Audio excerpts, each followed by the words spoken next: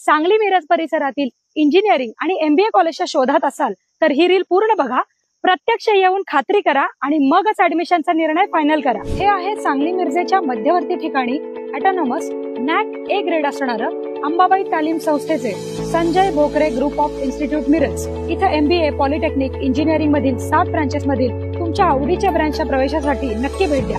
या इन्स्टिट्यूटचं खास वैशिष्ट्य, इथे तुम्हाला उत्कृष्ट शैक्षणिक सुविधा देऊन गव्हर्नमेंटच्या सर्व स्कॉलरशिप तसंच चांगल्या कंपनीत चांगल्या पॅकेजच्या उत्तम प्लेसमेंटची हमी दिली जाते आणि यासाठी लागणारं हँड्स ऑन ट्रेनिंग सुद्धा विद्यार्थ्यांना इथे दिलं जातं। Sports event, cultural event, seminars यामधून विद्यार्थ्यांच्या कलागुणांना पण संधी मिळते। विद्यार्थ्यांसाठी हॉस्टेल, कॉलेज बस या सुविधा आहेत। सुंदर कॅम्पस तसेच अतिशय मानाचा असा radio city business Titans excellence in education award या संस्थेला मिळालाय। अधिक माहितीसाठी डिस्प्लेवर दिलेल्या नंबरला लगेच फोन करा आणि ऍडमिशन घेऊ इच्छिणाऱ्या तुमच्या मित्रमैत्रिणींना आणि त्यांच्या पालकांना हे रील नक्की शेअर करा।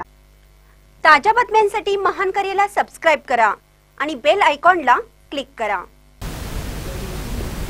अजित पवार मुख्यमंत्री व्हावेत, सहकार मंत्री बाबासाहेब पाटील यांचे संत गजानन महाराज चरणी साकडं।